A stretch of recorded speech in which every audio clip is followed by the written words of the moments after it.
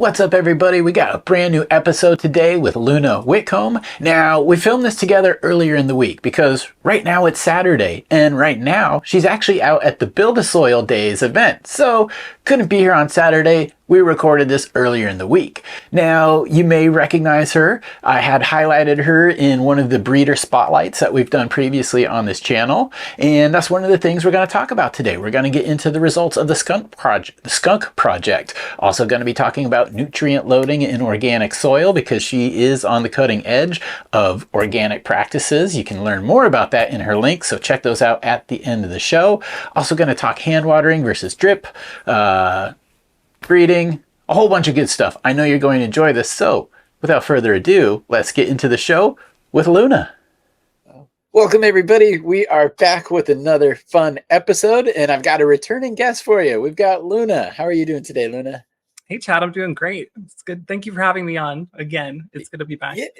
Yeah, my pleasure. I mean, there's so many things. So for anybody who's not familiar with the first episode, we did a breeder highlight with Luna. And I've also talked with her on the Future Cannabis Project, a lot about organic style of growing that she does. Super amazing. Definitely check out the Instagram, which is down in the show notes. Just click on that. And I believe it's actually here up on the screen for you as well. Just the Luna all day.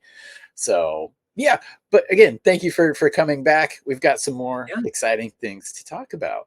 Yeah, for sure. So let's get into it. Definitely. So, okay. So the last show we were talking about some of the genetics that you had been working on. Purple Caper Seeds has been a partner of yours, and together you've come up with something pretty magical. And it's the trigger warning, folks. I'm going to say skunk here, but you guys have come out with some great plants because we've seen them grown out. Have they started slowly making their way into people's hands, or have you had test grows yet? Yeah, they have. So we did a test grow in my indoor, and I documented it, and it's posted on my Instagram. I showed the whole process, and it's all living soil grown. You can see the different crosses on my platform on Instagram. They have gone out to the public. We released them. We launched them about 2 months ago. But we're excited for this coming season, probably like right after New Year's and stuff, and like really get them out there into the hands of the public and get them on some big farms and really see how people do with these really awesome old skunk crosses that we're reintroducing to the market. So Frank at Purple Caper, he did what he called the Great Skunk Hunt, right? And it was a project that he did with Ed Rosenthal, where he collected skunk seeds and genetics from all over the world. Really, he hit banks in Europe and in the United States, all over the place, and collected something like 275 different seeds that he hunted with all of these, with all the skunk lineage, and isolated it down to 6. Which he then isolated down to 3 phenotypes. And we used those 3 phenotypes for this project, one of which we, sprayed with silver thiosulfate to have it, produce male anthers and stuff like that so we could pollinate. And we created feminized seeds, but we also created S1 seeds of the Alpha Skunk 45. We took that genetic, the Alpha Skunk 45, and then we use that to pollinate a bunch of really old school, like badass genetics, like Northern Lights and Durban Poison. We also use Chili Verde and Trinity Skunk, which is, some like skunk lineage stuff also. And he hunted that Durban Poison out of like 100 seeds. That Northern Lights he's had that he kept in tissue culture for like 20 years or something crazy. So we really use these like rock star, staple genetics and put them on this old school skunk that was hunted out of a whole bunch of seeds. And we're really trying to create something amazing and bring that skunk genetic back to the world. One thing that I really love about using some of those old rockstar genetics is they're very stable as far as the expression that they're going to give, the expression that they're going to pass off. So it's really helped me in the past, and I imagine you guys as well on this project. When you're putting something against those, when you've grown that Northern Lights, you've grown it for 10 years already, you know what it looks like, you know what it smells like, everything about it. So when you start getting that offspring, it really helps you narrow in quicker on the ones that are expressing the way that you're wanting to, the things that are getting passed on or showing dominance that you're trying to bring over into the new cross. So I love that you guys did it that way, because in my mind, speeds up the process, but also to see the combined lineage and get that offspring, because we already know there's a winner chicken dinner in there. Yeah, Um, definitely. but the Alpha Skunk 45, it'd be exciting to see what that adds to it. Was there anything in particular that you guys or made Purple Caper seeds narrow in on these three phenotypes? So he was looking for like the different expressions of skunk, right? So there isn't just Yeah. one expression of skunk. You know, there's like a roadkill skunk, there's like a sweeter skunk, there's a cheesy skunk, like a rotten flesh kind of thing, you know. And so we were really trying to, or well, originally when he hunted, he was trying to find those different expressions of skunk to like have the full range, but then put them on other things that are going to kind of encourage that range of skunk. So we really tried to have covered all the bases, you know, with a different expression. Like the Trinity has that real like old school kind of roadkilly skunk smell, while the Chili Verde is a little bit like spicier and kind of on the sweeter side. So it was really just looking for the entire range of skunk expression. Good. Yeah. Good, because that is, a misconception with a lot of people too, because people will talk about, it all depends on what circle you're in, but, a lot of people in my circle talk about that really acrid, that funky, Yeah, the the acrid. roadkill skunk type of Mhm. skunk. But what is more common, and it depends on where you are, but a lot of my European friends, skunk number one is that kind of that fruitier, that sweeter Mhm. sort of skunk. So when I start talking about this skunk, they're like, well, actually, so it is great that you guys covered, the range of it, because Really there's trying to fans of, cover them. Yeah. yeah, there's fans of all kinds of skunk, and I've tried, some skunk number ones from the European seed banks, and they came out more like the Dave Watson, Sam the Skunk Man's, the fruitier kind of side of the skunks, but that wasn't what I was looking for. So sounds like the work you guys have done by going through those various sources have really gotten closer to what I'm actually looking for. Well, great. Yeah, you know, we're trying to find something for everyone, right? Yeah. And that Durban that we used is super acrid also. So Nice. the Durban skunk that we created is got that very like acrid profile. And you mentioned feminized seeds, which I think is what a lot of people look for these days, particularly so. I mean, there's different reasons for all kinds of things. I don't think there is any one right answer. But a lot of new growers, a lot of people that watch this channel, they do like the option to have fem, because they're going with limited plant count, limited space, having fems. Uh, it just makes it easier. You're going to get a feminized plant. So you guys do have feminized, but you also have some Whole regulars in the lineup, or the whole line is feminized. good. Um, Okay. yeah. But I also have my cheese crosses, which are all regulars, and I used my lunar cheese as one of the crosses with that Alpha Skunk number 45. Um, so that's going to be like the more cheesier lineage, you know, the more cheesier cross, also like part of the line, and that's feminized. But I do have regulars of that lunar cheese and then regulars of my line, which is all cheese crosses.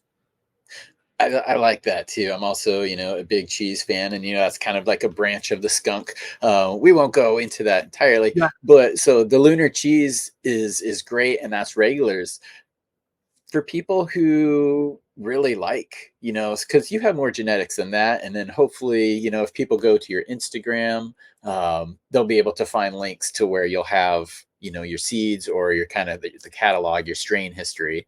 Mhm. Um, but And with the also reach out to me directly. You know, I'm more than happy to answer questions, and we can really find which profiles and expressions and traits of the plant that you need for your specific needs. If you're growing in a tent and you need them squatty, I can help you select something. If you don't like sweet, if you like more gas, if you like more acrid, I can help you find that too. And if you're looking for specific therapeutic effects, I have an understanding of the profile of like volatile compounds to really help you find exactly what you need. That is freaking amazing. And for, everybody watching, like that is exactly what you want to hear from any breeder you're going to support is one, the availability just to answer some questions. Granted, people are busy, but ability to answer questions, but also what you just said, and that's custom tailor, or at least, try to pinpoint what's going to bring the best success and the best effects to them, because a lot of people are looking for kind of medicinal properties, they're looking for certain profiles, and to have that access, to just even have that in mind, hats off to you. That's very cool, because Thank you. that's an underutilized thing. So everybody out there, if you are going to go get some seeds, talk to her. So when it comes to the lunar cheese, they are regular seeds, so people may get males, they may get females. A lot of people are looking for good males because they want to continue what they liked about the sisters of that line. Is there anything in particular when you were going through for lunar cheese, or any like standout male traits that maybe could help someone pick a winner to maybe start to work with? Well, so it's going to depend on what your priorities are, right? Yeah, okay. Yep. And if you are breeding for yourself and you're an intent, you might want to select really tight node spacing. Might want to keep it like squatty, stuff like that. If you're going to grow big plants outdoors, you want to maybe make sure that it's going to get really big and stretch maybe a bit more so that light can get down deeper to the plant and stuff like that. It really depends, but I like to select for a particular shape that's like a candelabra, like a menorah. And my plants, they like across the entire cheese line, those side limbs stay very close to the size of the top one, like of the meristem, right? Like the very top of the plant. And they keep this candelabra shape pretty consistently. And you can see that on my images on Instagram. I don't know if we're able to bring that up. I might be able to screen share or something. But they maintain this very wide, like globe kind of look. Let me see if I can bring it up actually. So check this out. You see the shape? This plant wasn't topped. Oh, There, wow. there was no topping here. Wow. This was just the shape of my lunar cheese plant. And then That is a dream. That's click low down, maintenance. click down here. This was my moon glue. Which is a lunar cheese on Gorilla Glue 4. And that shape that it maintained was really cool. And you can see it. No, I've just got to pause right here for a second, because those are big A plants. Like, have you always been growing big ass plants like that? No. So, well, yeah, maybe. Okay. Where I originally started to learn like outdoor growing was back in 2014 on this farm in Concow, California. I'm in kind of like a northern central valley part of California, right? And it was always in ground or in pots on the ground and living soil. And the plants were always very big, right? But they weren't quite big like that. Are massive. And those plants that I just showed you were actually grown in Grants Pass in Southern Oregon, which I know where where that is. the climate is just. Yeah. I was, I'll put it back up on the screen here, but yeah, I just had to pause for a second because, good lord. let me see if I can find it. Oh, So, but yeah, Grants Pass, I know where that is. You have to drive over it to get into California. yeah, I liked doing that drive. Let me see if I can. Why can't I find? You get to look through my Instagram, but do you see like the shape here? Yeah. And how I kind of like pruned out the bottom and stuff too. Like it has this menorah shape, which I really, really love, which I selected for when breeding the lunar cheese line. And it just does fantastic outdoors. But these were all grown in 400-gallon pots directly on the ground in a custom soil that I did buckwheat companion plant with, and used a bunch of different like my tea recipes and things. And if you follow me, you know that like I'm really big into like custom tea recipes that are kind of outside of the box, and really just try to maintain health from the very beginning. keep them nice and happy and healthy the whole way through. And I have a particular approach to how I like to grow really big plants, that I think a lot of people kind of overlook some details that are really huge, that make all the difference. And sometimes I notice people focus on some aspects of cultivation that aren't quite as important when growing big plants. And when I say that, specifically, what I'm talking about is like root zone management.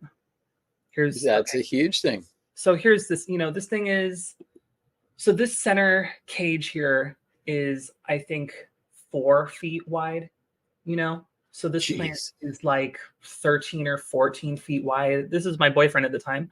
And he's 6'2", Holy cow. It's like a hobbit. Huge plant, right? Yeah. This is what, I like growing these big plants. It's not for everybody. And I'm not going to be like, oh, growing big plants is the best. It's a huge pain in the ass, But I'm gonna pull this down for now, and we can just discuss. Okay. Yeah, it's like a guar concert though. You got to do it at least once, or grow the freak show. You should do it at least once, because that's actually that's grower goals right there. Because I've never had the climate or ability to grow outdoors. So in my head, like before I die, knock on wood, that is one of my grower goals. I want to grow big ass trees like that, and the shape that you selected that is passing on. Supremely advantageous, because again, low maintenance, which is great, especially the more you have, and the larger they are, less maintenance is always better. But how they're nice and round on top takes full advantage of the arc of the sun. That's one thing that we don't get indoors. So we train things a little bit differently. But yeah, for outdoor growing, that just looks like the ideal shape. Yeah. So that's what I was going for, and it took me a bit to like. They kind of had that characteristic to like begin with, but I bred to really encourage it, and kept trying to find male plants that had that expression, as well as like female plants that had that expression, and really kind of encourage that while also maintaining a priority on like trichome density and aroma. I worked really hard on my cheese line. I'd love to try it someday.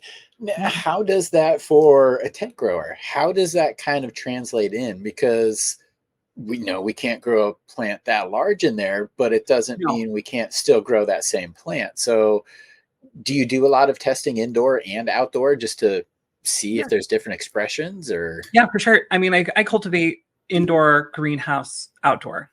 Okay. And I've done it all for a long time. I've been cultivating since I was 20 years old. I'm 36 now. And so, yeah, indoor cultivation, I grow all these strains indoors too. It takes a little less training. I like to do a single top indoors and then just kind of train the limbs out. And that long, like side limb characteristic really allows you to train them out. And if you are just trying to pack your plants together, you just kind of prune some of those side limbs off, and you can just like stack them really close together. Let me see if I can find an image. Yeah, that is one thing kind of about, I always say commercial growing indoors is it's amazing how closely and tightly you can kind of get things to stack, and how many plants per square foot you can fit. Mm-hmm. Yeah, I like growing indoors.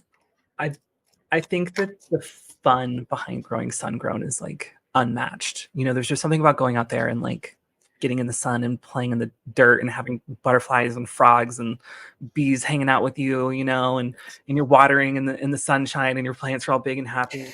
Like, yeah, and you're just smoking joints, it's like it's a different experience. Skipping, holding hands, skipping around the bush with people. Exactly.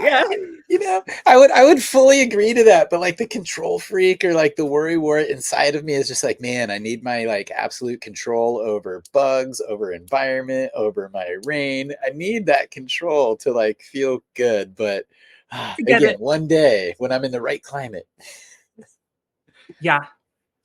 So this is my cheese line being cultivated indoors. And so it just took a little bit of training. But you can see how like flat they get. So, you might think that it could be an obstacle, but really, it just takes a little bit of topping and training, and you can still maintain that really flat canopy. Yeah, nice level canopy. Again, that's what people are going for. And two, just through the techniques that we, learn and use is sometimes if it gets a little bit away, you can cut it off, or you can manage. That's an amazing thing about this plant is how resilient it is.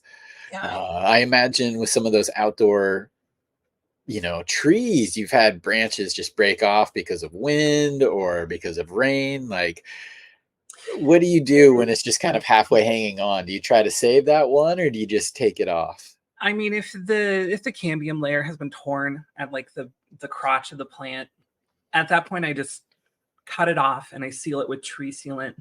Because you're gonna, that the Yep. the sap, the moisture, the water inside the plant, it's going to start leaking out. It's going to start attracting insects, and then it's just a vector for pathogens and things to get in there and kind of create havoc. So if it's cracked and it's done, you just kind of got to cut your losses sometimes and just cut it off, and I seal it. There's a few different things that you can use, but yeah, I seal it up. Good advice, especially for the outdoor, because again, the controlness in me. But you don't want to be growing for like 6-7 months and then just have neglect a broken branch and then just have it become infected and just basically wash all that time and effort away. 100%. And also something that I think that a lot of people don't consider is when you have open wounds like that and you're doing like IPM protocol, depending on what you're using, if you're using like oil-based or enzyme-based, whatever, when you get that product inside of an open wound, like a canker or like a big cut in the plant where you took off a limb, you can actually damage like the functionality of like the vascular system of the plant, and create burning. And then people will see it and they'll be like, oh, I'm having nutrient burn, or I'm having a pathogen, and not realize like, oh, I sprayed oil and it got into a canker and it's affecting the way that my plant is uptaking nutrients and delivering nutrients. And it can be like a big headache that a lot of people don't typically realize. No, I wouldn't have thought about that, and that makes me want to experiment now. I just did an experiment on a video of just spraying different oils, spraying different things, and leaving the lights on. But Mhm. spraying with the open wounds, like that would be interesting, because again, like you said though, it's like you see the effects but you don't associate it yet with the actual cause because it can be associated with so many other things. So being able to jump the line or actually see what it looks like by doing it on purpose, that's an advantage. If you have extra space and you have extra plants, I'm kind of curious like that. And I know you are too. You've experimented with a lot of awesome things in the garden. You do a lot of organic kind of protocols and growing. Mhm. Has there been anything, excuse me, has there been anything over this last year that maybe just kind of caught you by surprise or stood out as a new technique? By surprise. Yeah, because it seems like it's always a process of learning. I mean, And I have so many different techniques I can talk about. you do, you really do. So just in the past year, like something that I've learned, I mean, less is more most of the time. There you go. People typically think that just like dumping nutrients on your plant constantly is like how you grow really good weed. And they load up their soils really high with amendments, really high with organic matter, a lot of earthworm castings. And there's this concept that discusses where there's like a certain osmotic pressure inside of the soil, and what that means is like the rate at which like a high pressure area will transfer to like a low pressure area, like in relation to water, right? And when you have a whole bunch of organic matter in your soil, it actually holds onto the water stronger than the plant has the ability to pull the water up. So when you have so much organic matter and so many amendments, you're actually keeping the water in the soil instead of transporting through the plant. And you have lower amounts of amendments, lower amounts of organic matter. You actually increase the water uptake and nutrient transportation rates to your plants. So this talks about like aeration, the importance of aeration and stuff like that. And one of the reasons why I think living soil and organic growers really struggle with yield is because they're loading their soil up just way too much with stuff, things that hold on to moisture. And it would be better to have a lower organic matter, but like a kind of a little bit higher, nutrient content, not like crazy high, and you're actually going to get bigger buds and better uptake. Like this soil mix that I showed with my big plants and stuff like that, it was only 5% earthworm castings, and it was a lot of coco coir and a lot of peat, and then it was just a lot of amendments, right? But then I maintained biology with companion plants and compost teas and top dresses to like keep the biology functioning. And I talk a lot about using polysaccharides as food sources and diversities of polysaccharides, which are different types of sugars, but also using lipids and polyphenols, which will set the stage for like healthy biology and kind of keep different things out. And I don't want to get like too crazy deep, but this is what I nerd out on, right? And I love it. I love it. It's it's a good explanation, and it's a great place for people to dive into it too, because a couple main things there is like balance is super important, and more doesn't always mean better, because there is a point of diminishing returns. There is a point to where it can actually cause issues. And you mentioned the osmotic pressure. And I know too, from like a saturated, it's crazy. Roots are crazy because either when it's saturated or it's too dry and it can't get water, there's a lot of like the fine root hair death going on, and it's those fine root hairs that are really the ones that are going to be taking things up. So yeah, osmotic pressure.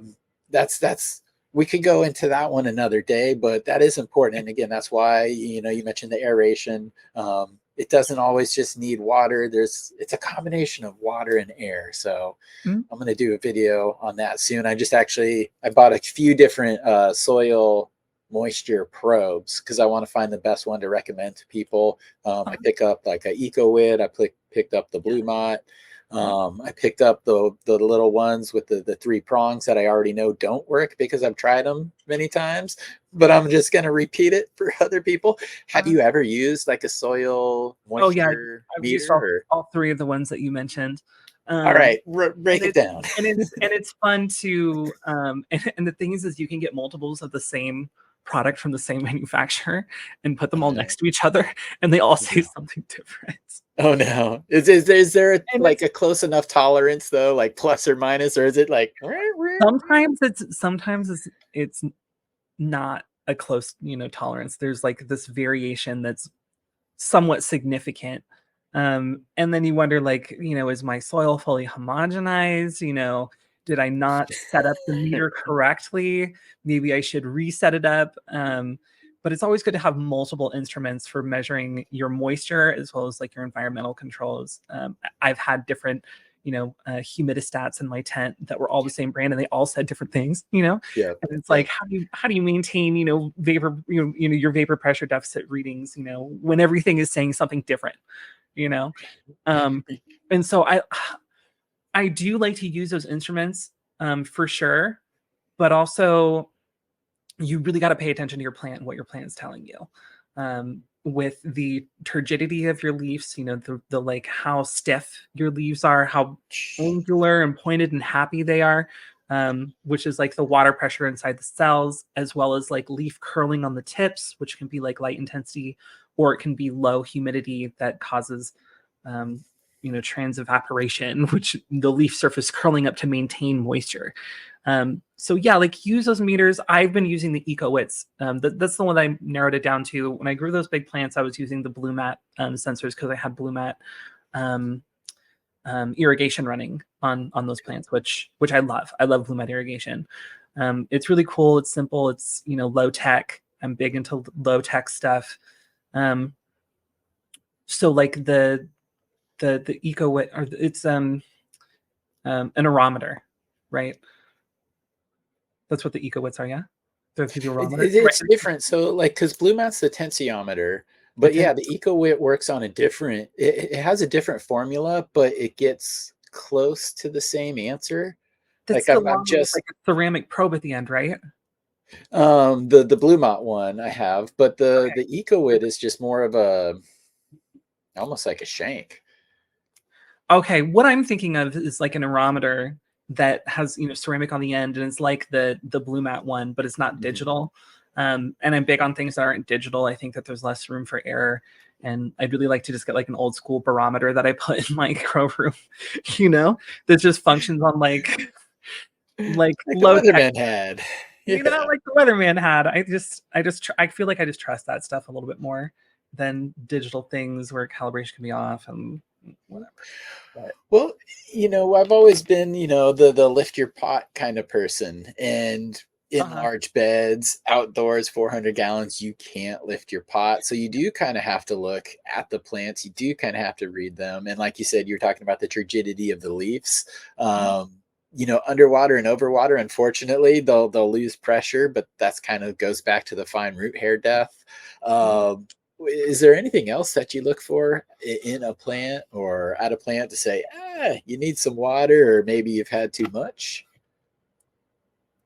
I mean, maintaining consistent. Well, so you want to talk about indoor, outdoor, greenhouse beds? Good point. Let's talk about Um, indoor. Let's talk okay, about indoor indoor. real quick. Outdoor, I find is a little bit easier for me to. Well, yeah. And we want to talk about hydroponic. We want to talk about living soil. We can do Let's both. talk about living soil. Yeah. Let's talk about living soil. So for me, doing living soil, I always do it in beds where you can't lift it up, right? And the key here is to make sure that you have even saturation. You don't want dry pockets.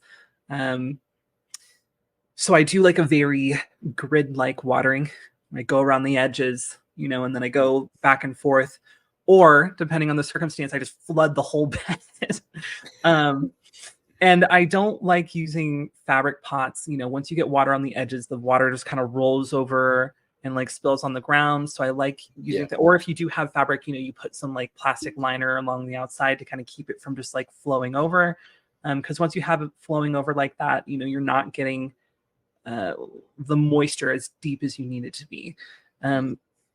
Maintaining small moistures more frequently instead of big waterings once in a while works better for me, because you never get that dry out that creates like hydrophobic conditions. Because once it's hydrophobic, it's going to roll off into an area that isn't as hydrophobic, and now you're going to get like a dry pocket. And so when I say hydrophobic, I mean like if you ever water soil or see water on dirt and it just like rolls off and it just moves, it doesn't penetrate, right? There's like a surface tension. That's a hydrophobic condition. So, and able to to avoid those conditions, frequent waterings that are really small work much better for me. And then maintaining soil moisture consistently in living soil is better for the microbes and the biology. And you get better nutrient cycling, nutrient uptake, while still maintaining that you don't have a ton of organic matter to like make the soil hold on to all that moisture. So that's pretty much what I do. And then I'll do that in pots also. So does that answer your question? Yeah, it definitely does. It makes me curious too, because, again, you had large beds in there. You mentioned going in a grid, so I'm picturing you with a wand. But have you ever tried just like a drip system? Does Yeah, that make it easier? Because, again, more frequent but less quantity means you got to be in there more time. So absolutely. So you can set up soaker hoses. I like the soaker hose system that like Blue Mat has, and I've used that a lot. When your project is small, I like going in there with my wand and doing a hand watering. When you have a larger project, the soaker hoses are great for taking that workload off of you, and they're great when you have a small project too. Just make sure you're paying attention to it. I think oftentimes people set up irrigation systems and they're like, "Oh, sweet, I don't got to worry about this ever again," mistake. and it's a big mistake. Yeah, I mean, when you're in there with the wand, you are forced to put your eyes on the plants. You're forced to go in between the rows. You're forced to move things around. So soaker hose or, drip, you don't necessarily have to. I always love being in the garden, but you don't have to. And the bigger it is, the more you want to do that. Yeah, absolutely. And if you have them in pots and stuff like that, the Blue Mat system has like a little ring thing that you can put over your pot, and you dial it in and maintain your correct moisture. And then the Blue Mat's really good at like maintaining that consistent moisture, which is why it's so good for living soil and why I like it a lot. The timer thing, I'm not a super big fan of. Different genetics are gonna uptake water at different rates, and it can be really difficult to figure out timer things in living soil. It's not quite like crop steering and like hydroponic systems where it's all coco coir and it's very consistent regardless of the genetic, they behave much differently in living soil.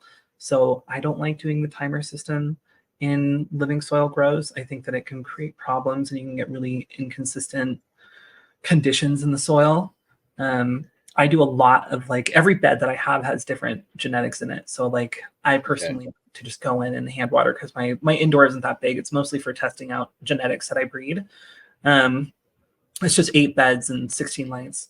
So, I like going in there. It's awesome. A lot of us would love to have that ability, and it looks great every time I'm on your Instagram. I'm just like, damn, it looks good. I appreciate it. So yeah, that's what it is. So with the dripper systems, it's kind of all or nothing. You can still have different beds, but it's kind of all one big system. So I was going to ask, if you did different genetics in the same bed, and maybe why that is good or bad, but typically you're trying to keep the same genetics in the same bed, just for feeding purposes. But again, if you're irrigating everything at the same pace, that's where it can maybe cause problems. How about let's talk about the new the skunk crosses real quick with purple caper seeds as far as watering goes. Do they like wet feet? Do they like it dry? Was there anything that stood out about them, or was watering just kind of par for the course? It was kind of just par for the course. So there's some that are going to be a lot larger than others. The Alpha Skunk 45 S1 grows really fast, and it actually forced me to flip my plants a little bit early because it outgrew some of the ones that were more squatty, like the Chili Verde, or the Verde Skunk is what we're calling it. So the Verde Skunk is more squatty. The Trinity Skunk is more squatty. The Alpha Skunk 21 R2 is kind of a mid-sized plant, while the 45 is a monster that grows spears and grows insanely fast. So if I were doing indoor with that plant, I would probably do just that plant again, or start it a little bit later than the rest of them, like literally plant it later or clone it later, because it's so vigorous that it forced me to flip the rest of the room, because if I didn't, it was going to be in the lights. And they were already, I think they were like 6 or 7 feet tall, while some of the other plants were like 3 and 4 feet tall. It was just, it's crazy how vigorous it is. And that's good. And that's because that was kind of what you used for a lot of the pollination, correct? Yeah, that's what we used for the pollination. Yeah. The Alpha Skunk 45 is what we reverted. We sprayed, we treated, and then pollinated with that. And we did that. Now, go ahead. Oh, and we did the pollination in a mixed light greenhouse. Okay. Because some people, and I still think we're gathering information, but the genetic memory of some of these plants and some of these seeds, I've always been outdoors and now you're putting me indoors. I've actually seen some things take like 1 or 2 generations to kind of acclimate to their settings, and then it really hit its groove. So mixed light greenhouse. So when you say that, are you talking about like you make a mother plant and then over time it acclimates to indoor conditions and then starts producing better? Or you and crossing and then the genetics appreciate same. So it would be the same plant. It would be as if it were the mother, but I don't have space to keep mothers, so I go clone to clone. So I'll clone it, veg it before I put it into flower. I take another clone off of it. I then put the grown one into flower, and then I'll grow the next one. So it's the same plant. It's a clonal generation of it. But yeah,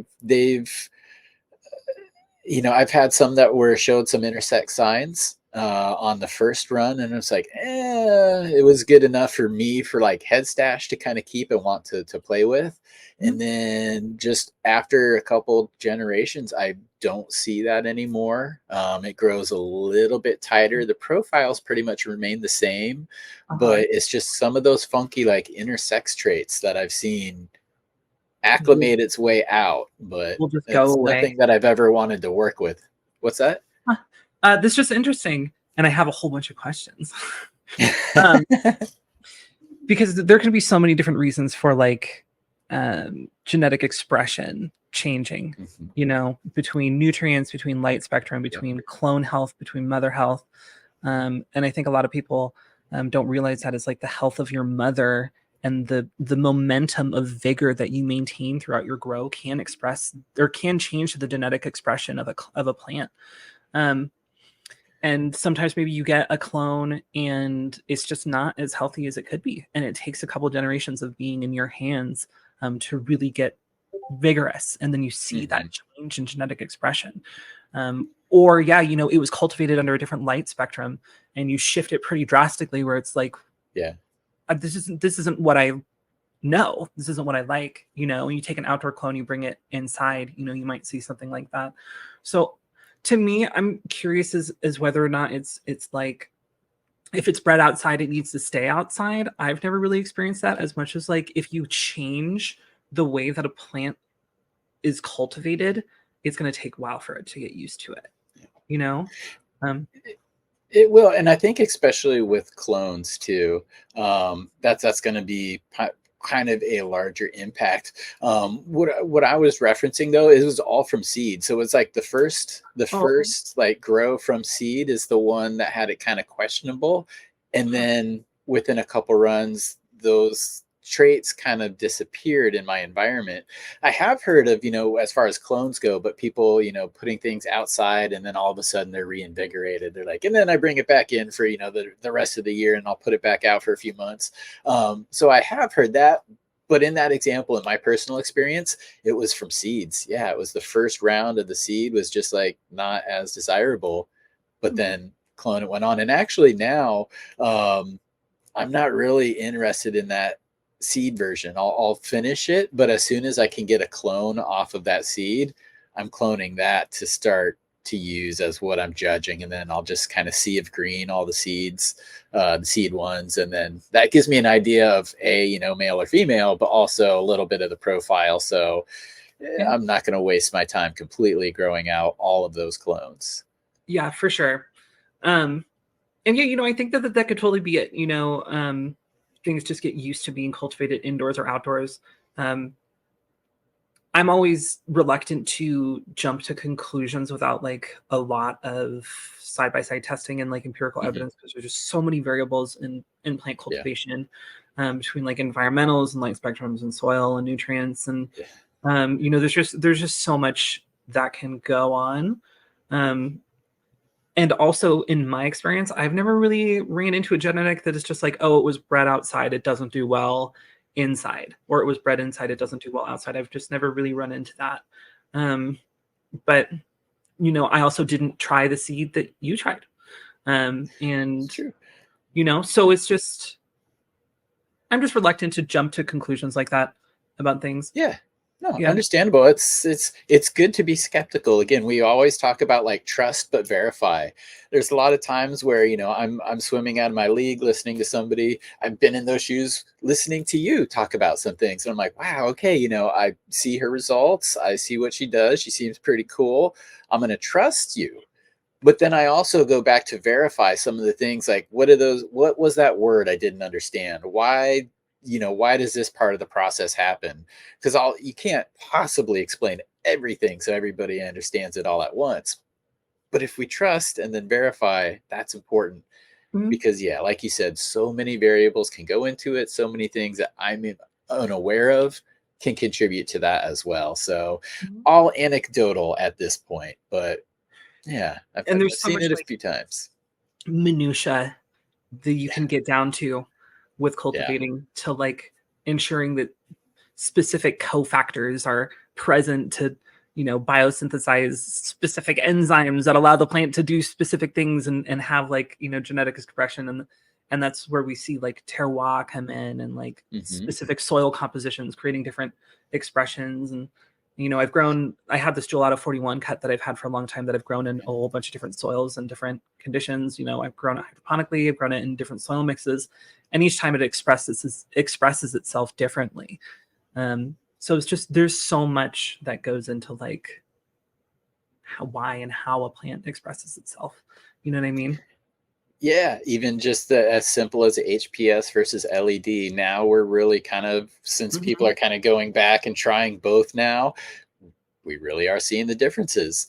And I want to say too, that's it's also kind of a caution for, some of the studies or some of the white papers. White papers are bad. Academic, peer reviewed are where it's at. White papers are usually paid for. They're usually sponsored. So academic, peer reviewed, which sometimes still has its bias. But anyways, my point is, a lot of those results too aren't something that we're necessarily going to get because we can't replicate the same conditions, the same Right. sterility, the same amount of measurements looking into certain things. So you got to take everything with kind of a grain of salt because yeah, so many small moving parts to it.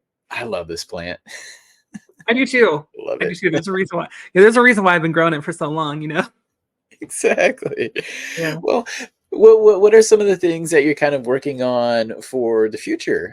You mentioned earlier that it's been a couple of months since the purple caper seeds, the kind of the skunk drops have come out, and I found it does. It takes 4 or 5 months before you really start getting a lot of feedback. But I also know that the outdoor season will be coming up. So I imagine a lot of those are going to be planted outdoors.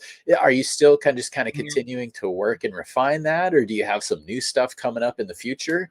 So we have a new project that Cool. we've done like collaboration with Purple Caper also, and Okay. this we're doing a regular seeds, not feminized. We'll have more feminized stuff coming in the future, but right now we're creating a regular drop, and then we have to obviously grow them out, test them, do like a pheno hunt, which I'll be documenting also, and probably Cool. doing over the winter time where I'm gonna um, I'm just gonna take my bed. I think it's like 65 foot by 5 foot bed with an auto depth that I cover in like concrete insulated, concrete blankets or concrete insulating blankets. Um, and which are like R7 or 12 or something anyway. But I'm able to Okay. grow in the Yeah. wintertime with HPS inside my light dep. And I'm probably just gonna do like I'm gonna put like I don't even know, maybe like 8 by 8 seeds and just grow this whole bed and just hunt like the whole thing, and pull all the males obviously. Um, Right. and then just make sure everything is stable and not showing like intersex or like hermaphroditic tendencies, um, and then do some like pheno hunting and continue breeding the line. This last one we did with the skunk stuff, Frank had done all the pheno hunting and everything already, so we just did the crossing and living soil cultivated by me, and then grew those out, and then made sure they were good and then released them, right?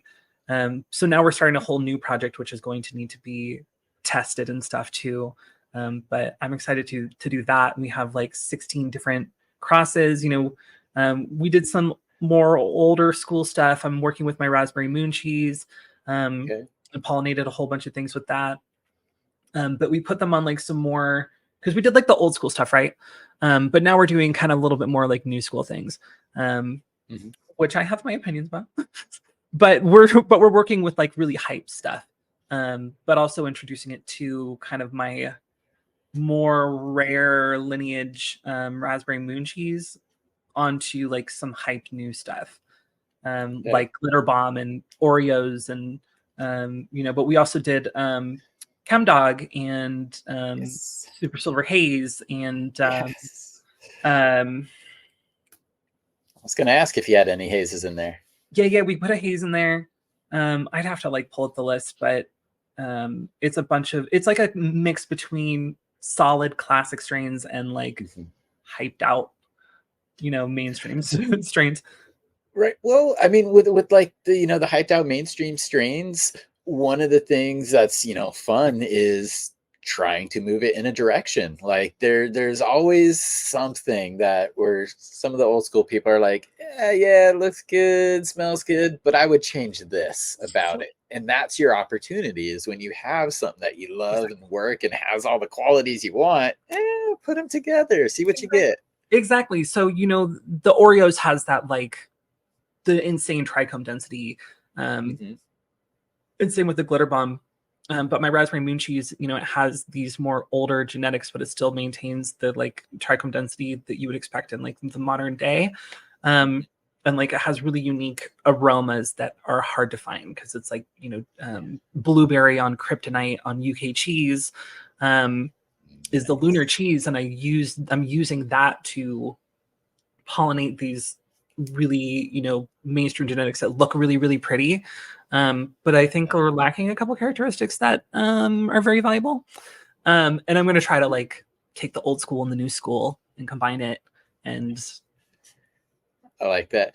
bring it up on Hopefully it introduces, renewed vigor. It's not as bottlenecked. It's not sharing as much of the same, DNA. So hopefully you come up with that just, oh, how'd that happen kind of combination. And that's definitely fun to explore. That's one of my favorite things, is just going through the next generation and being like your mama, your dad, being able to point out which strain it came from. And that only comes with being familiar with what you're growing and what you're working with, which is preaching to the choir with you. But I just wanted to put that out there for other people. Is, some people just kind of get A and B and then they put it together on their first run to get C. And it's like, that does work, but it's not as focused as what you're doing. So I appreciate what you're doing. Thank you. One other thing that I get asked myself a lot, and I don't know if you test for this or take it into consideration. You mentioned trichome density there. Big question I get a lot is like, does it wash? How does it wash? Right. Is that something you have incorporated as far as like, I have to consider this when moving forward? 100%. And, there's some genetics in the line that are going to be better for washing than others, but, breeding for and like finding that trait that has like the elongated trichome necks and can get very like sandy, like grainy on your fingers when you touch it. Those are going to be the ones that are going to wash really well, right? And so like my raspberry moon cheese is a great washer. We actually ran some recently and it pulled, with like a BHO extraction, and it pulled 20% of weight into oil, which was like the guy, he like called us immediately and was like, dude, your raspberry moon cheese pulled 20%. And I was like, awesome. Is that all? Is that all? Is that all? And so, but it's gonna be different for like, water extraction and stuff like that. So yeah, you have to always keep that in consideration. It is, sometimes people breed specifically for extraction. I don't breed specifically for extraction, but I do have strains that are badass extractors. And it's hard when you have now there's like 40 different crosses, that they're going to be. So the ones, but there are definitely some like really solid washers in the bunch. And if that's what you're looking for, hit me up and I'll give you a heads up on what they are. Yeah, and you'll be able to, through the pheno hunt, through the testing yourself, you'll be able to kind of clue in or narrow down on which ones of the many crosses are kind of going to lead towards it. So that'll be nice. Now that's kind of looking forward to the future. And I want to ask, what does the future look like for you? Do you have, aside from the projects, do you have any, exciting things going on? Any travel? What's next for Luna? So I think I'm going to go out to Build a Soil Days. Nice. Yeah. Because that's like my crew, like those are my nerdy soil science people. And I've been, I know a lot of people showing up to that. Yep. Yeah. And I've been interacting with them on the internet for over a decade, and a lot of them, I haven't really met. I went out to CannaFest and I got to go, meet some of my online friends and stuff. Cause usually I just been like chilling and like, doing my social media thing and like just living my life as like a quiet person in the garden. But like, I'm really liking to, I want to get back out there. I want to go out there and start like meeting people and networking in person. So I'm going to go ahead of the Build a Soil Days. I have my Patreon where I do a lot of soil science education and talk about like ferments and, compost teas, different regenerative techniques, and that are pretty outside of the box, using enzymes and going into the minutia. Like I kind of talked about a little bit of the science of why these things work, as well as like soil mineral balancing. So I have like my Patreon where I do all that education stuff. And then, I'm doing podcasts like this from time to time. I was just on Mr. Grow It and did a podcast there, which a lot of people really appreciated. Yeah. doing my Reach a lot of brain. good people over there. Yep, a lot of good curious people. And I know he came out with a organic growers book recently. So again, that's another topic that people are more and more interested in. And you really are a specialist in Thank that. you. Not to pigeonhole you, but just to No, I mean, it's compliment you true. there. I do, like I did hydroponic cultivation for a while. And I was doing organic at the same time. I was doing organic, like greenhouse outdoor, but doing hydroponic indoor for a while in the past. And then just, I just love the science of organic cultivation.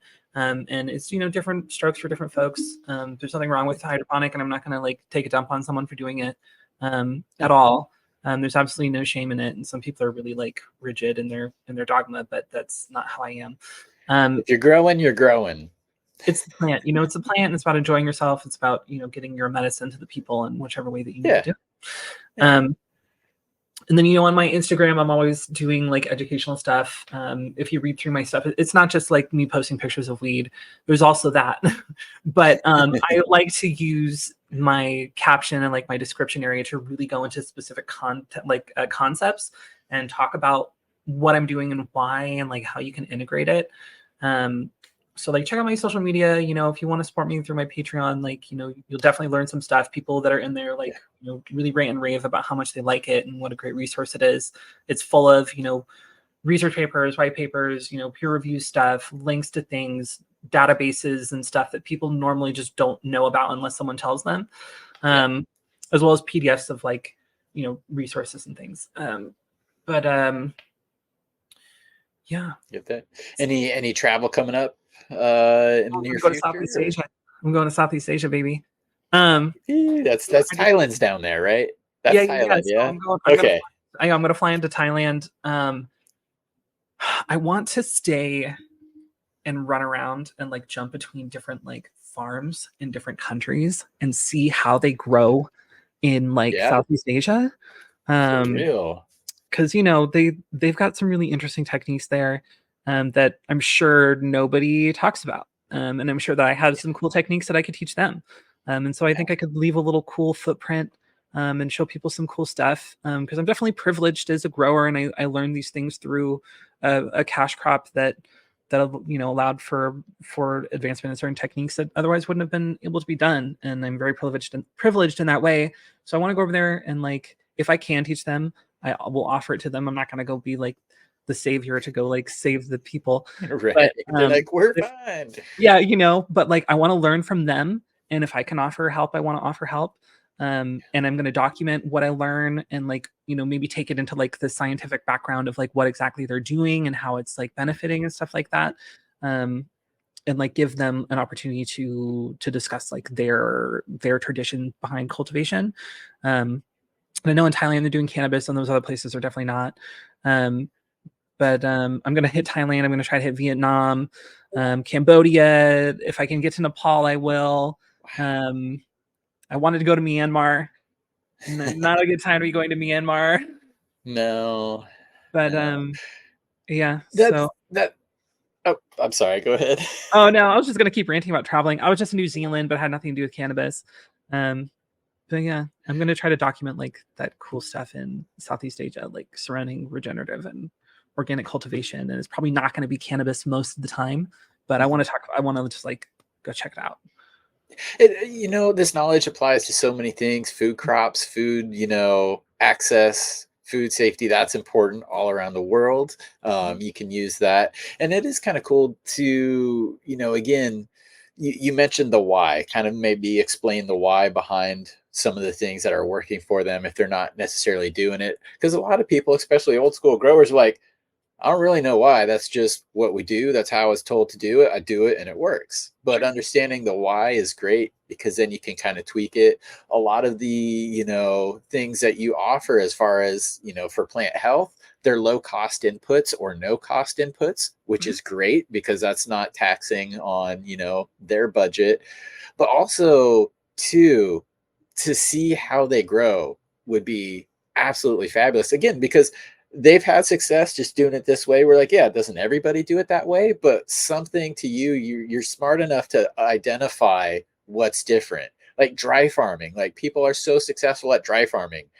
I wouldn't even know where to begin, you know? Uh, I remember when people first started doing it and everyone was like, you're crazy. Like, this is never going to work, and it does. And it does for different reasons, Yeah, Um, you gotta work with the hand that you have, and I think that'll be really awesome for you to see in your travel. Because again, we've got it pretty good here, and I can pick up a new light and a new exhaust fan, any nutrients I want, anything. right. It's Amazon. It's a day away, so Uh, come on. yeah. Yeah. 100%. And they're, for the most part, creating their own stuff using what they have. So Yeah, I'm interested to see how they're doing it.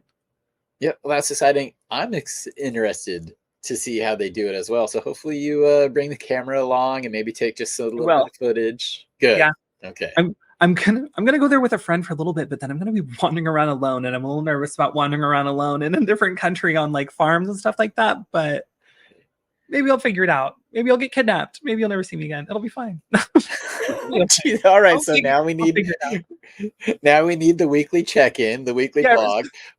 But there's a lot of people that have been to Thailand and hopefully have some good connections or some good people for you to right. meet and at least talk to, because that legitimately is a concern for traveling, in another country, especially when you're by yourself. And sometimes, again, things that create wealth don't always attract the most savory of characters. So yeah, be smart, be safe, I have some check in resources with over us. there. Yeah, thank you. I have some resources over there and cultivators that have been in Thailand, and so I'm gonna try to like find safe places for sure before just like walking around and being like, hey, like let me go on your farm and stay the night there, stranger. So How's that ever happened? Because you mentioned outdoor growing. You mentioned a few places where there's a lot of outdoor growing. This has only ever happened to me once, and it lasted for about 45 seconds before I turned the F around. Have you ever just been wandering through the woods or a field or something and come across a big patch oh, like like that? that. No. Yeah. No. Okay. But I've been in some precarious situations and had some sketchy shit happen before. Um, I had a cartel walk on my farm and be like, we really like your plants and we want you to grow for us. And I was like, they're like, our plants are sick. Like, come to our farm and like look at them and help us. And I'm like, There's um, that's scary, man. That's you know, sometimes, it's the option of the gold or the lead. Do you mm, want the gold or do you want the lead? Because we'll pay you to take care of it, but if you don't do what we want, you get the lead. So that's a little scary. And I, boy, I grabbed my boyfriend and took my own car. They're like, jump in the car with us. And I'm like, no, no, no, no. It's like, I'll come out and take a look, and walked around and they're like, oh, we want to pay you. And I'm like, no, no, no, don't, no, no, I don't want your money. And, yeah, we're good. gave a little consulting and left, you know, Yeah, and scary. Well, glad you're still here, but that means you're at least wise enough to keep your head on a swivel. yeah, I've had a few situations like that. Some sketchy shit happen. You work in cannabis, like sketchy shit is going to happen, you know? And yeah, and I mean, to be honest, it's a lot of, well, I mean, indoor too, but a lot of outdoor stuff because it's predictable. Everybody can see what you're expecting and they know when it's coming in. So yeah, you can kind of be a target that way. Yeah. Yikes. But anyway, Yeah, I know, right? yeah. Peace and love, guys. Back to holding hands and dancing around the plant in a circle, right? Yeah, exactly. Kumbaya. With the butterflies and the bees and your frog friends, you know. Yeah.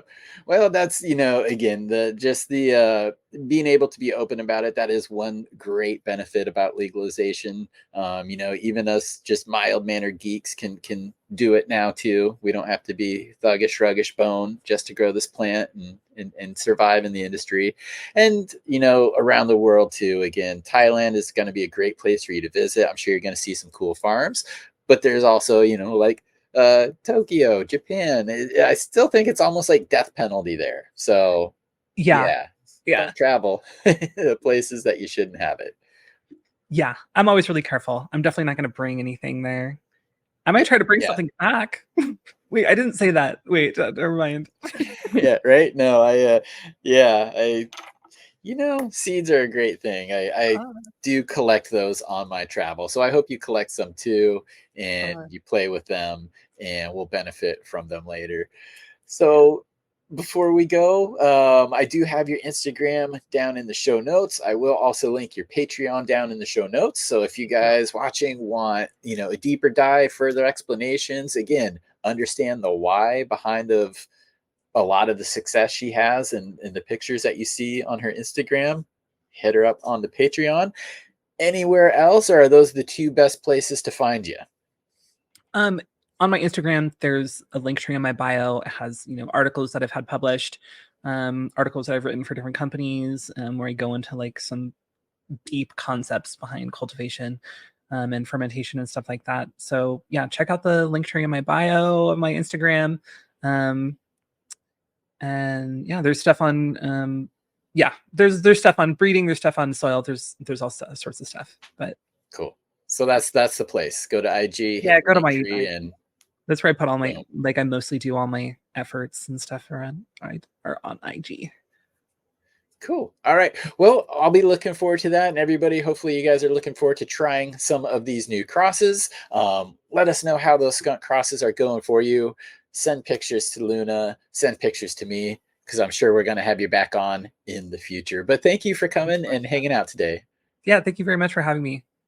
Yeah, my pleasure, everybody. Thank you for watching. Enjoy your day and peace out. Throw them thanks. Yeah. Westport.